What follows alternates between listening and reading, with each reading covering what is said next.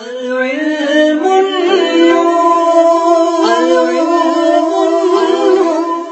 علم ایک نور ہے جسے اللہ عز و جل بندے کے دل میں ڈال دیتا ہے. علم نور ہے. ومن تبعهم بإحسان إلى يوم الدين. أما بعد فأعوذ بالله من الشيطان الرجيم. بسم الله الرحمن الرحيم. ادعوني أستجب لكم. صدق الله مولانا العظيم وبلغنا رسوله النبي الأمين الكريم ونحن على ذلك لمن الشاهدين والشاكرين والحمد لله رب العالمين. آئیے سب سے پہلے اپنے آقا و مولا تاجدار مدینہ صلی اللہ تعالی علیہ وسلم کی بارگاہ میں دیکھ کر سلام مجید شریف کا نذرانہ پیش کریں. اللهم صل على سيدنا محمد وعلى آل سيدنا محمد وأصحاب سيدنا محمد وبارك وسلم عليه.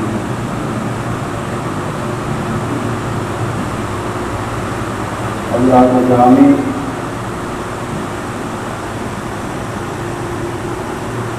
آیت کریمہ کی تلاوت کا میں نے شرف حاصل کیا.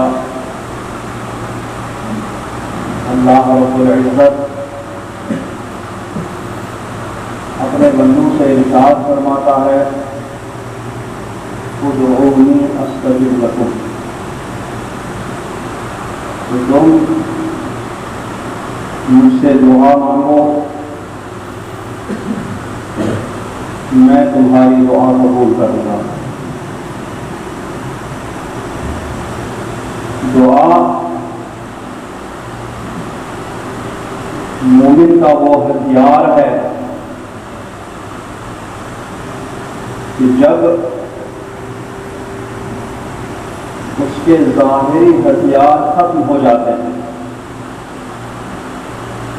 اس کے ظاہری اسباب کام کرنا بند کر دیتے ہیں، اس کا ظاہری سامان کچھ نہیں بچتا یا کسی کام کا نہیں رہ جاتا، اس وقت اللہ تبارک و تعالی کی جانب سے دیا ہوا یہی ہتھیار اور یہی سامان اس کے کام آتا ہے. اسی لیے سرکار دو عالم صلی اللہ تعالی علیہ وسلم نے ارشاد فرمایا الدعاء سلاح المومن، کہ دعا مومن کا ہتھیار ہے. جب اس کے سارے ہتھیار ناکارہ ہو جاتے ہیں تب دعا ہی کو ہتھیار ہے کہ جس کو وہ استعمال کر کے اپنا مقصد پورا کر دیتا ہے. اور دعا میں ایسی طاقت ہے کہ یہ قضا کو بھی ٹال دیتی. حدیث پاک میں ہے الدعاء یرد القضاء. اس میں ایسی طاقت ہے، اس میں ایسی تاثیر ہے کہ یہ قضا کو بھی ٹال دیتا ہے، لوٹا دیتا ہے.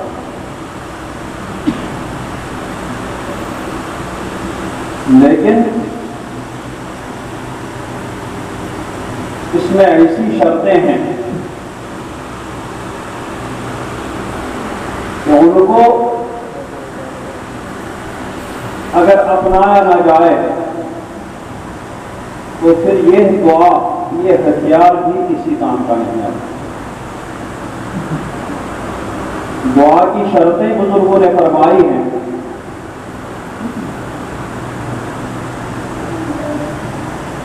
سب سے پہلی شرط اور سب سے اہم شرط یہ ہے کہ حرام کھا کر کے آدمی دعا کرے گا تو وہ دعا کسی کام کا نہیں.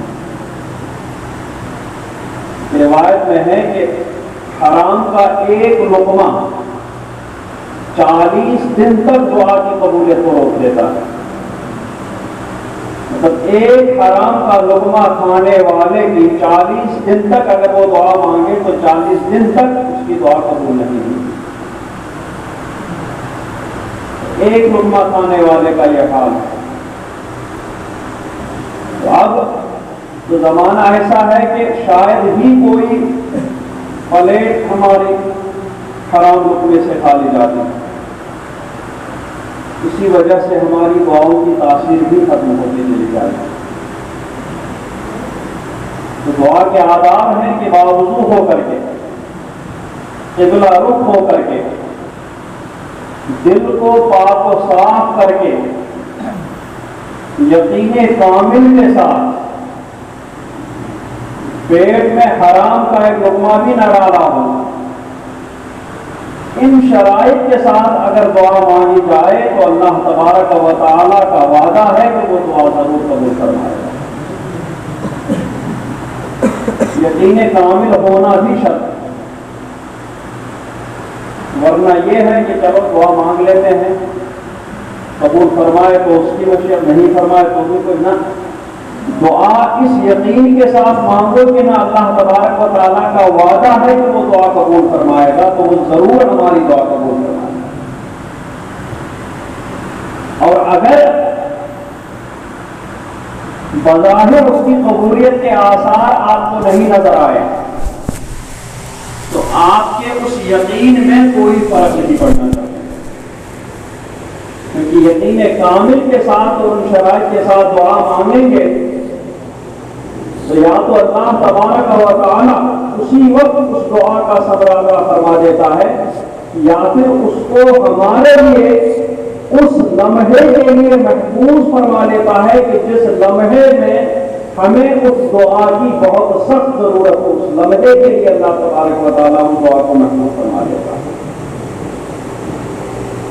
تو دعا میں یقین کامل بھی ہونا چاہیے، تبھی دعا قبول ہوتی ہے، تبھی اس کا ثمرہ ہم کو مل جاتا ہے. انبیاء کرام نے، اولیاء کرام نے انہی شرائط کے ساتھ دعائیں مانگی ہے، اور اللہ تبارک و تعالی نے اپنے وعدے کے بموجب ان دعاؤں کو قبولیت عطا فرمائی. اور ایسے موقع پر دعائیں مانگی ہے. دعا کے بارے میں تو دعا مخل عبادت بھی کہا گیا اور دعا هو عبادت بھی کہا گیا. دعا خود عبادت ہے، دعا مانگتے رہنا بھی عبادت میں شامل ہے.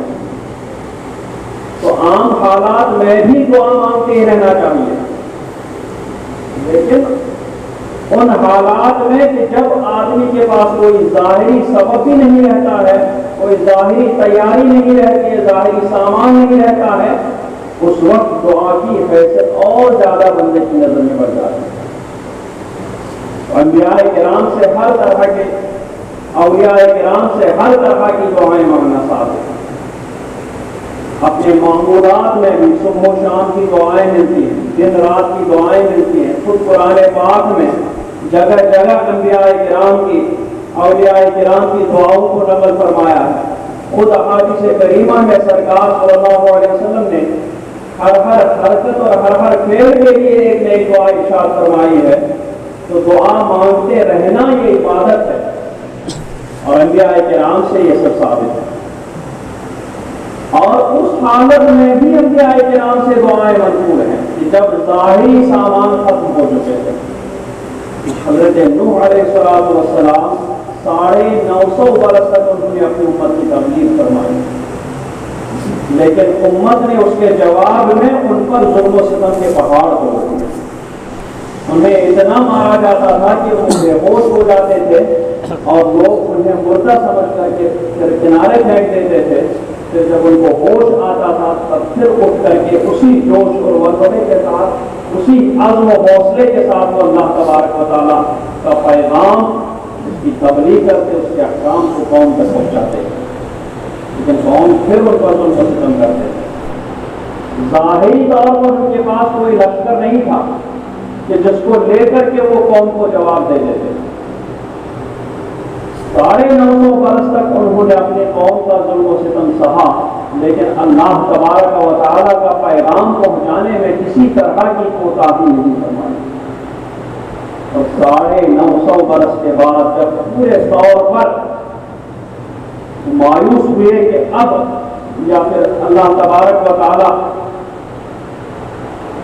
نے ان کے دل میں ڈالا کہ جتنے لوگ مسلمان ہو چکے، جتنے لوگ مومن بن چکے ہیں، ان کے علاوہ اب کوئی ایمان لانے والا نہیں، تو اس موقع پر پھر حضرت نوح علیہ السلام نے اپنی دعا بلند کر کے اللہ تبارک و تعالیٰ کی بارگاہ میں دعا مانگی۔ یہ اس لیے نہیں کہ قوم نے ظلم و ستم کیا تو ان کو اس کا بدلہ دے دو، نہ، پروردگار اگر یہ لوگ زندہ رہیں گے، اسی حالت میں رہیں گے، تو یہ کسی کو بھی تیری بارگاہ میں نہیں آنے دیں گے، یہ سب کو بت پرست بنا دیں گے، یہ سب کو بت پرستی میں مشغول کر دیں گے۔ اس لیے پروردگار ان میں سے کسی ایک کو بھی مت چھوڑ، سب کو ہلاک فرما دے، تاکہ ایک ایسی امت آگے چل کر بن جائے کہ جو صرف تیری عبادت کرنے والے بن جائے۔ تو اس وقت حضرت نوح علیہ السلام نے دعا کی کہ لشکر تو تھا نہیں کہ وہ لشکر لے کر کے، ظاہری لشکر اس وقت ان کے پاس نہیں تھا، صرف بعض لوگوں کے کہنے کے مطابق تو گنے چنے افراد ان پر ایمان لائے تھے، تو کوئی ظاہری تیاری نہیں تھی، ظاہری لشکر نہیں تھا کہ اس کو لے کر کے وہ اپنی قوم کے مقابل کھڑا کر کے ان کو تہے دے کر دیتے۔ لیکن اس وقت حضرت نوح علیہ السلام نے دعا مانگی اور اللہ تبارک و تعالیٰ نے ان کی دعا کو شرف قبول عطا فرماتے ہوئے اس وقت جو ہے وہ طوفان لے آیا، اور طوفان لانے کے بعد پھر ان قاتل میں سے ایک بھی زندہ نہیں رہا۔ وہی جو ظلم و ستم کے پہاڑ توڑتے تھے، وہی جو اپنے آپ کو بہت طاقتور سمجھتے تھے، اپنے قوم کے سردار ہونے پر ان کو فخر و غرور ہوتا تھا، جب طوفان نوح آیا تو ان میں سے ایک بھی زندہ نہیں بچا۔ تو دعا مومن کا ہتھیار ہے، جب اس کے پاس ظاہری ہتھیار ختم ہو جائیں اس وقت یہ دعا کا ہتھیار اس کا کام کر دیتا ہے۔ حضرت زکریا علیہ السلام یہ بھی بہت بڑے پیغمبر تھے، ان کی اولاد نہیں اور ان کی عمر اس حد تک پہنچ چکی تھی کہ اب ظاہری طور پر اولاد ہونے کی کوئی صورت بھی نظر نہیں آ رہی۔ میرے قول کے مطابق ان کی عمر تقریباً 120 سال ہو گئی تھی، ان کی اہلیہ کی عمر 80 سال ہو چکی تھی، تو ظاہری طور پر خود ان کی دعا میں ہے رب انی وہن العظم منی واشتعل الرأس شیبا، پروردگار میری ہڈیاں کمزور ہو چکی ہیں اور میرے سر کے بال سفید ہو چکے ہیں، یعنی ظاہری طور پر اولاد حاصل کرنے کے لیے جو چیزیں ہونی چاہیے وہ ساری چیزیں ختم ہو چکی ہیں میرے بدن سے، اب ظاہری طور پر کوئی صورت نہیں ہے اولاد ہونے کی۔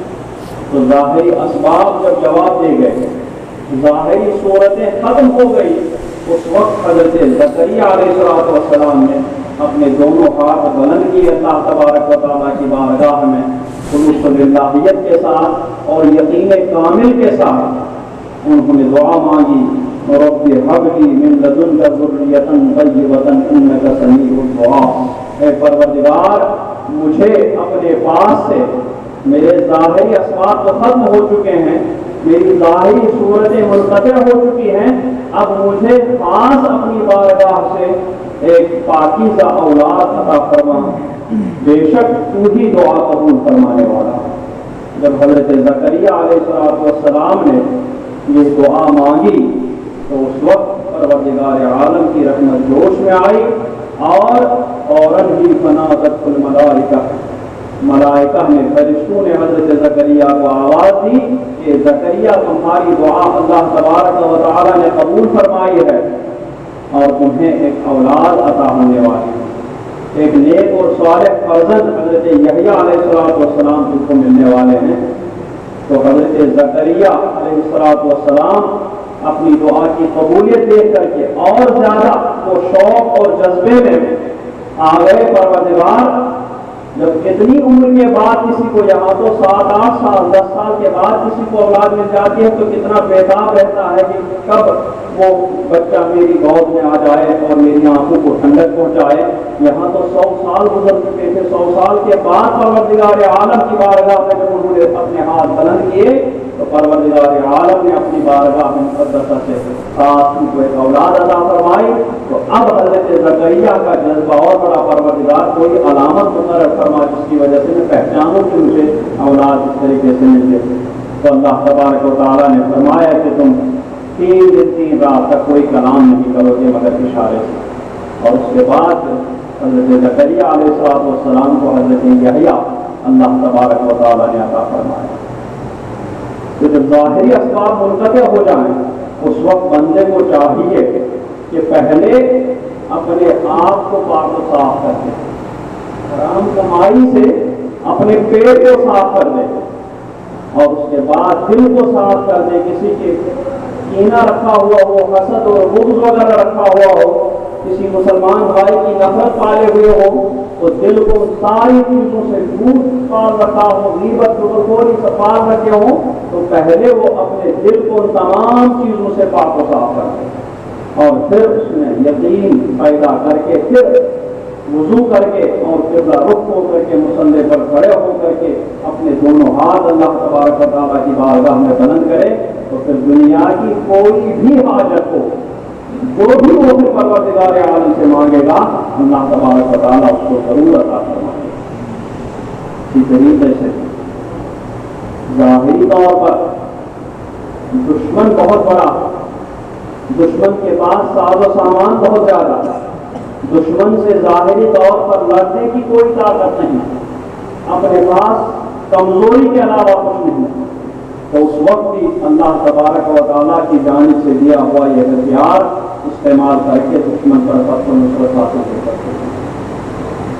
سرکار دو عالم صلی اللہ تعالیٰ علیہ وسلم کی ولادت مبارکہ سے تقریباً 50 دن پہلے ابرہہ بہت بڑا لشکر لے کر کے خانہ کعبہ کو ڈھانے کے لیے آیا۔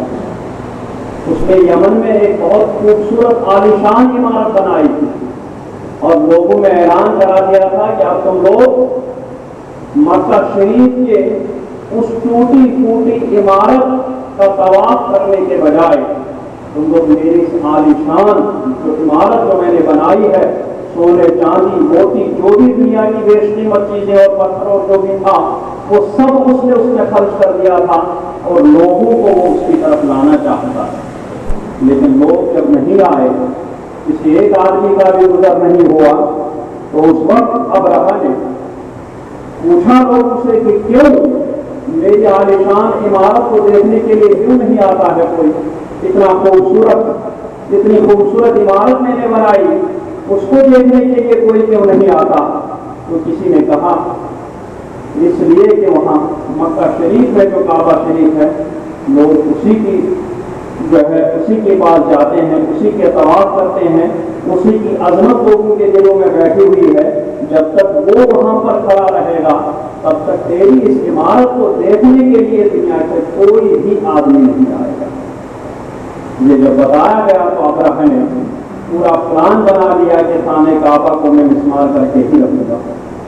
جب وہ بہت بڑا لشکر وہ سوچ رہا تھا کہ جہاں لوگوں کی اتنی تعداد طواف کرنے کے لیے آتی ہوگی، جہاں پوری دنیا سے لوگ چل کر کے اس عمارت کے پاس پہنچ جاتے ہوں گے، اس کی حفاظت کے لیے شاید بہت بڑا لشکر ہوگا وہاں پہ، اس کی حفاظت کے لیے شاید بہت زیادہ تیاری کی ہوئی ہوگی، اس کی حفاظت کے لیے بہت زیادہ سامان آلات حرب و ضرب وہاں رکھے ہوئے ہوں گے۔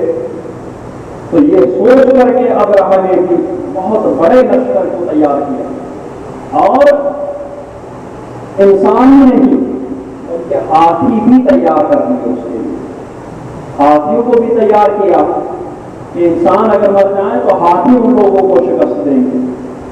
یہ بڑا لشکر تیار کر کے، اور یہ ہاتھی یہ عرب کے لیے بہت نئی چیز تھی، وہ لڑتے تھے وہ صرف اپنی تلوار پر بھروسہ کر کے لڑتے رہتے تھے، ہاتھی وغیرہ یہ سب چیزیں وہ استعمال نہیں کرتے تھے۔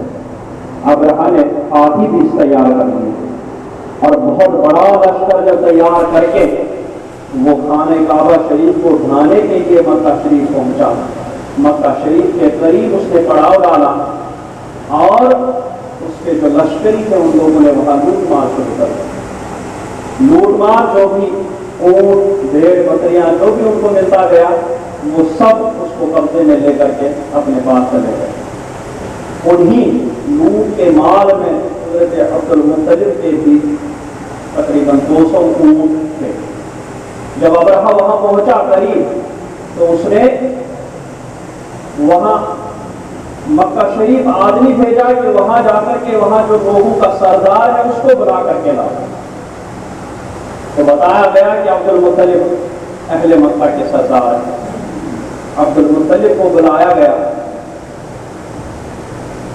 حضرت عبد المطلب کی پیشانی میں سرکار دو عالم صلی اللہ تعالی علیہ وسلم کا نور مبارک چمک رہا تھا، اور اس نور مبارک کی چمک اور اس کی ہیبت ایسی طاری ہو گئی تھی اس دربار میں کہ ابرہہ جس نے اپنے لیے ایک اونچا تخت بنایا تھا اور اسی پر بیٹھا ہوا تھا، باقی اس کے درباری نیچے بیٹھے ہوئے تھے دائیں بائیں۔ جب حضرت عبد المطلب اس دربار میں پہنچے تو اس نور مبارک جو پیشانی میں چمک رہا تھا اس کی چمک اور ہیبت ابرہہ پر ایسی طاری ہوئی کہ اس سے وہاں بیٹھا ہی نہیں گیا۔ وہ اپنے تخت سے اٹھا اور حضرت عبد المطلب کو لینے کے لیے ان کے پاس پہنچا، زمین پر آیا وہ اپنے تخت سے اتر کر کے، اور وہاں درباری سب حیران و پریشان، خود ابرہہ پر ہیبت طاری ہو گئی تھی۔ اس کے بعد ابرہہ حضرت عبد المطلب کو لے کر کے اس نے اپنے ساتھ تخت پر بٹھایا، اور تخت پر بیٹھنے کے بعد کہا کہ تمہیں پتا ہے، بتا تمہاری کیا آرزو ہے؟ تو حضرت عبد المطلب نے کہا کہ میرے 200 اونٹ تمہارے لشکر والوں نے لوٹے ہیں، مجھے وہی 200 اونٹ چاہیے۔ ابرہہ یہ سن کر حیران پریشان ہو گیا۔ وہ سوچ رہا تھا کہ شاید مجھے بہت بڑے لشکر کا سامنا کرنا پڑے گا۔ وہ سوچ رہا تھا کہ حضرت عبد المطلب منت سماجت کریں گے کہ کعبہ شریف کو مت ڈھائیے، اس عمارت کو رہنے دیجیے، باقی جو چاہیے آپ کو وہ ہم دینے کے لیے تیار ہیں۔ ابرہہ انہی سب باتوں کا، انہی سب جوابوں کا منتظر تھا کہ اب حضرت عبد المطلب کے منہ سے یہ اور وہ نکلے گا، لیکن حضرت عبد المطلب کا غیر متوقع جواب سن کر ابرہہ حیران اور ششدر رہ گیا کہ میں تو فرما، اور اس سے حضرت عبد المطلب سے کہا کہ عبد المطلب سردار مکہ، تمہیں پتہ ہے میں یہاں کیا کرنے آیا ہوں؟ میں کعبہ شریف کو ڈھانے کے لیے آیا ہوں، اس کو میں زمین بوز کرنے کے لیے آیا ہوں۔ حضرت عبد المطلب نے فرمایا کہ مجھے معلوم ہے، لیکن میں اپنے 200 اونٹوں کا مالک ہوں، اور اس گھر کا بھی ایک مالک ہے جو اس کی حفاظت فرمائے گا۔ تو ابرہہ نے حضرت عبد المطلب کا یہ جواب سن کر کے اس کے 200 اونٹ واپس دینے کے لیے کہا۔ وہ 200 اونٹ لے کر کے وہ واپس اپنی قوم میں جب آئے، کیونکہ ظاہری تیاری ان کے پاس کچھ بھی نہیں تھی۔ ابرہہ کے لشکر کے سامنے ان کے پاس نہ تو اتنا بڑا لشکر تھا اور نہ ہی اتنا زیادہ سامان، نہ ہی ان کے ہاتھیوں کا مقابلہ کرنے کے لیے ان کے پاس کوئی جانور تھے یا کوئی لشکر تھا۔ اس وجہ سے حضرت عبد المطلب نے ابرہہ سے لڑنے کا فیصلہ بند کر دیا، اور اس کے بعد ابرہہ سے واپس آنے کے بعد حضرت عبد المطلب اپنی قوم کو پہاڑوں کی طرف لے گئے اور چند لوگوں کو خانہ کعبہ شریف کے پاس لے جا کر کے خانہ کعبہ شریف کی چوکھٹ کا دروازہ پکڑ کر کے اللہ تبارک و تعالیٰ کی بارگاہ میں دعا کرنے لگے، اور دعا کی پروردگار عالم، یہ ابرہہ تیرے اس گھر کو ڈھانے کے لیے آیا ہے، اس کے مقصد میں اس کو بالکل پورا نہ ہونے دے، اس کو نیست و نابود کر دے۔ تو اللہ تبارک و تعالیٰ نے اس وقت حضرت عبد المطلب کی وہ دعا قبول فرمائی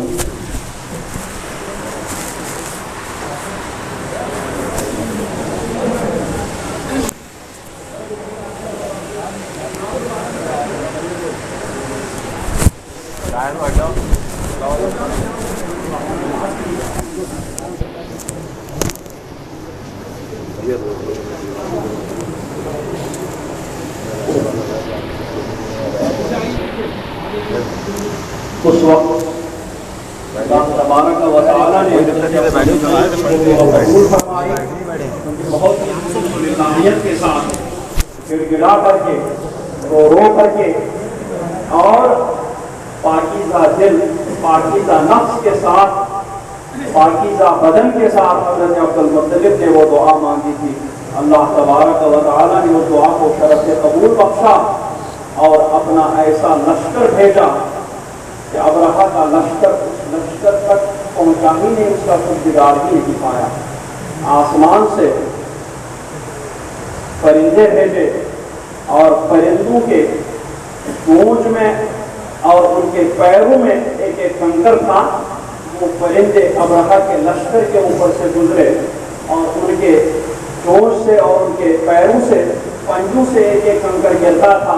ابرہہ کا لشکر پورا لوہے کے خود لوہے کے لباس سے ڈھکا ہوا تھا، اتنی تیاری کر کے وہ آیا تھا، لیکن وہ کنکر چھوٹا سا کنکر جب ابرہہ کے لشکری کے سر پر گرتا تھا تو وہ اس کے بدن کو چیرتے ہوئے اور وہ جس ہاتھی پر سوار ہوتا تھا، جس جانور پر سوار ہوتا تھا، اس جانور کو بھی چیرتے ہوئے وہ کنکر نیچے زمین پر گر جاتا تھا اور وہ آدمی اور اس کے ساتھ اس کا جانور بھی ہلاک و برباد ہو جاتا تھا۔